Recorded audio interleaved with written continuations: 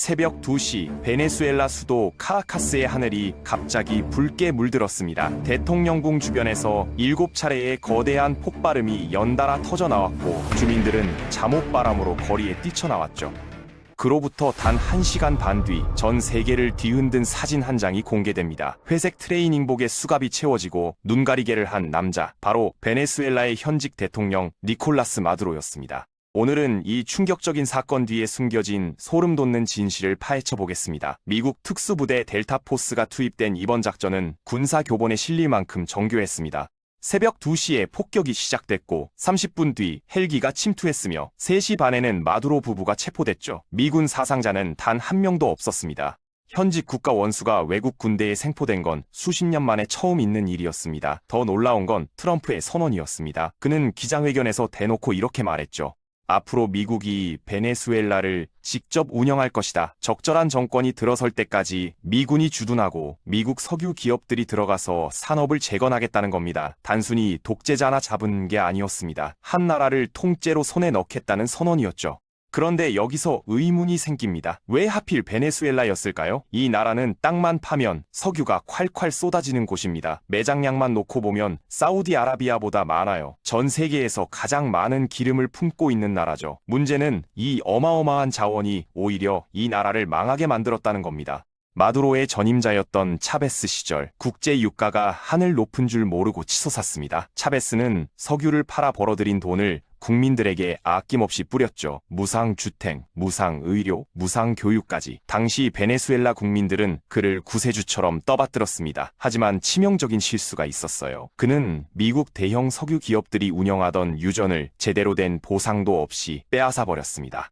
석유 자본이 빠져나가자 베네수엘라 국영회사가 모든 걸 떠안았는데 문제는 기술력이 바닥이었다는 겁니다. 베네수엘라의 원유는 끈적끈적한 중질유라서 첨단 장비 없이는 정제조차 어려웠거든요. 그런데 차베스와 마두로 정권은 석유 수익을 오직 복지에만 쏟아부었습니다. 정작 돈을 벌어다주는 시설에는 단 한 푼도 재투자하지 않았죠. 그러다 재앙이 닥쳤습니다. 국제 유가가 바닥으로 곤두박질 친 겁니다. 배럴당 100달러를 넘나들던 기름값이 40달러 아래로 떨어지자 베네수엘라 경제는 순식간에 주저앉았습니다. 마두로 정권의 선택은 최악이었어요. 부족한 예산을 메우려고 중앙은행을 동원해 미친 듯이 돈을 찍어냈습니다. 결과는 상상을 초월하는 물가 폭등이었습니다. 월급을 받아도 일주일치 식료품도 사기 어려운 지경이 됐죠. 의료 시스템은 붕괴했고 생필품은 구경조차 힘들어졌습니다. 결국 700만 명이 넘는 사람들이 살던 곳을 버리고 국경을 넘었습니다. 한때 남미 최고의 부국이 불과 몇 년 만에 폐허로 변해버린 거예요. 경제학자들은 이걸 자원의 저주라고 부릅니다. 땅에서 돈이 쏟아지니까 굳이 힘들게 공장을 세우고 기술을 개발할 필요가 없어 보였던 거죠. 하지만 유가가 폭락하는 순간 오직 석유 하나에만 기대던 경제 전체가 한꺼번에 무너졌습니다. 가장 풍요로운 자원이 가장 처참한 빈곤을 만드는 역설, 베네수엘라가 바로 그 증거입니다.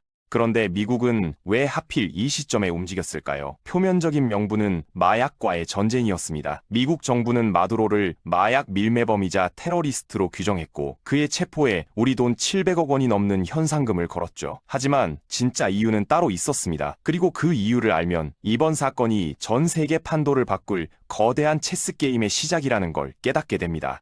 마두로가 체포되기 직전 그는 누구와 만나고 있었을까요? 바로 중국의 중남미 특사였습니다. 그 자리에서 마두로는 앞으로 베네수엘라 석유를 달러가 아닌 중국 위안화로 결제하겠다고 약속했죠. 미국 코앞에서 달러를 버리겠다는 선언이었습니다. 이 소식이 워싱턴에 전해진 직후 델타포스가 출격했습니다.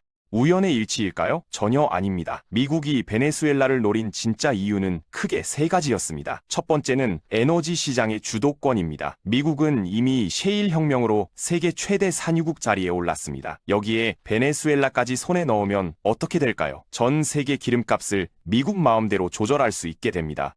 지금까지 국제 유가는 산유국들의 모임인 오펙이 좌지우지해 왔습니다. 그들이 생산량을 줄이면 가격이 오르고 늘리면 내렸죠. 하지만 미국이 베네수엘라까지 통제하게 되면 이 판도가 완전히 뒤바뀝니다. 에너지 시장의 열쇠가 중동에서 워싱턴으로 넘어오는 거예요. 두 번째 이유는 중국 견제입니다. 베네수엘라는 사실 중국이 남미에서 구축해온 가장 중요한 전략기지였습니다. 중국은 이 나라에 우리 돈으로 80조 원이 넘는 자금을 빌려줬어요. 대가로 베네수엘라가 생산하는 기름 대부분을 가져갔죠. 미국 입장에서 이건 자기 집 바로 옆에 경쟁국이 요새를 세운 것과 다름없었습니다. 트럼프가 마두로를 잡으면서 이 구도가 한 방에 무너졌습니다. 중국이 빌려준 그 막대한 돈의 운명이 이제 미국 손에 달리게 됐거든요. 새로 들어설 정권이 과거 정권의 빚을 갚을지 계약을 인정할지는 전적으로 미국과의 협상에 달렸습니다.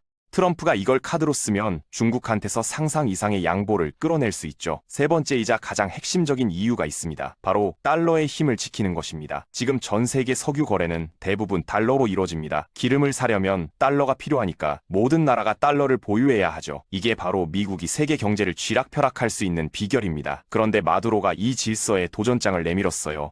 만약 베네수엘라가 달러 없이 석유를 팔기 시작했다면 어떻게 됐을까요? 다른 산유국들도 따라할 수 있습니다. 달러의 위상이 흔들리기 시작하는 거예요. 미국으로선 절대 용납할 수 없는 시나리오였죠. 마두로 체포는 이 질서를 건드리면 어떻게 되는지 전 세계에 보여준 경고장이었습니다. 여기서 한 가지 더 소름 돋는 사실이 있습니다. 작전이 실행된 날짜예요. 1월 3일, 공교롭게도 과거 미국이 중요한 군사작전을 실행했던 날과 겹칩니다. 트럼프는 의도적으로 이날을 선택했을 가능성이 높아요.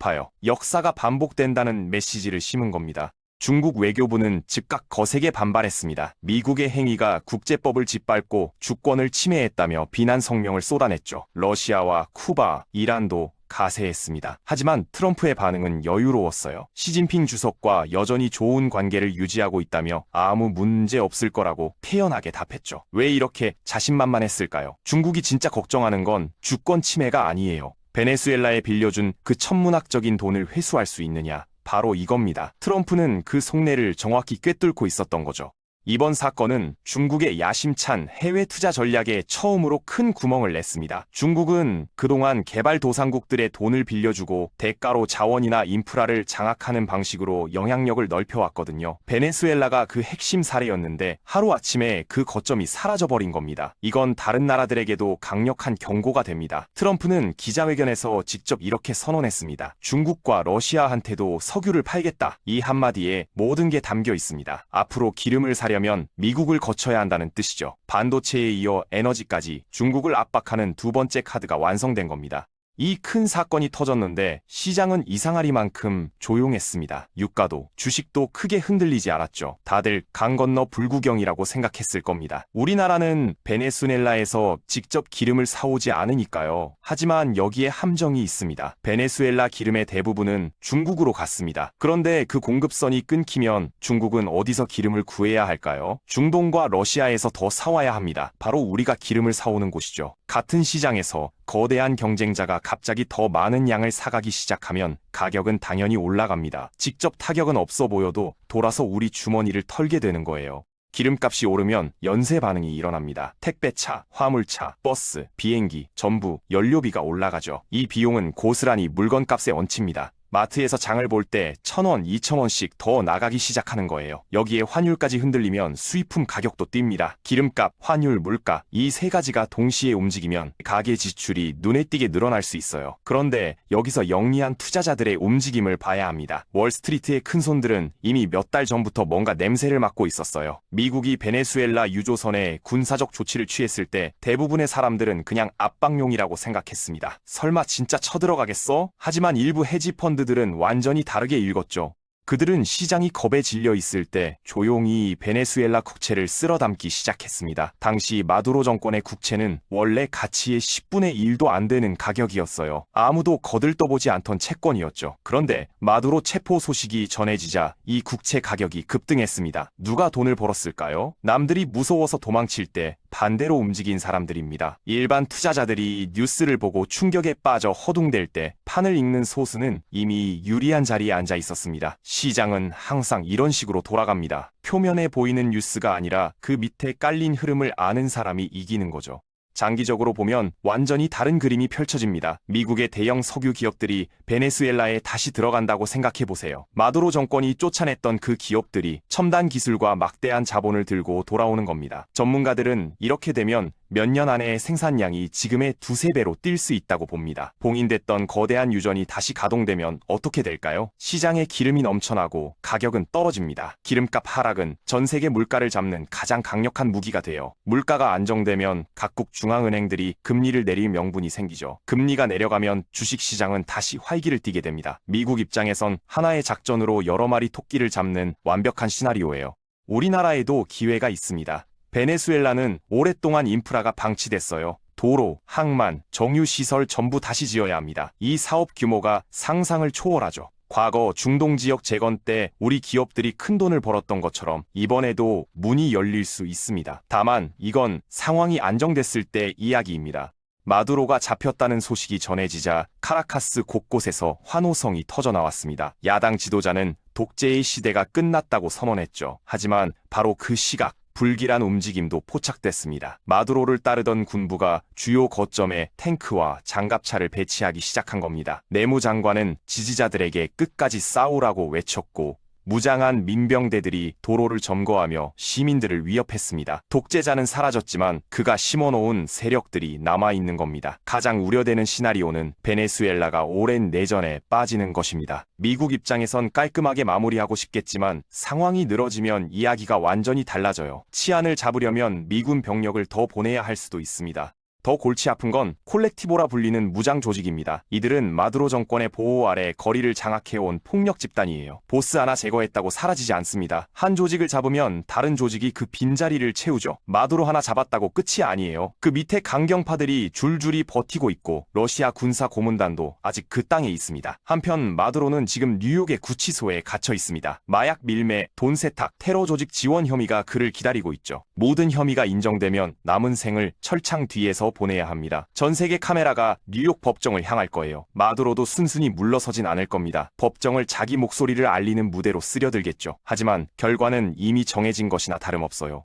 그가 재판받는 동안 베네수엘라에서는 치열한 자리싸움이 벌어질 겁니다. 해외로 도망갔던 인사들이 앞다퉈 돌아오고 새로운 권력을 잡으려는 다툼이 시작되겠죠. 미국은 이 혼란 속에서 자국의 우호적인 세력을 밀어올리려 할 겁니다. 트럼프는 이번 작전으로 전 세계에 분명한 신호를 보냈습니다. 중남미는 미국이 관리하는 구역이고 어떤 외부 세력도 끼어들 수 없다는 거죠. 특히 중국과 러시아를 겨냥한 메시지입니다. 지금 이 순간에도 전 세계 트레이딩 룸은 불이 꺼지지 않고 있습니다. 원유 선물, 방산주, 금, 달러. 이번 사건으로 어떤 자산이 오르고 어떤 자산이 내릴지 거대 자본들은 이미 셈을 끝냈어요. 누군가에겐 독재의 종말이고 해방의 시작이지만 돈의 관점에서 보면 거대한 부의 이동이 시작되는 출발선이죠.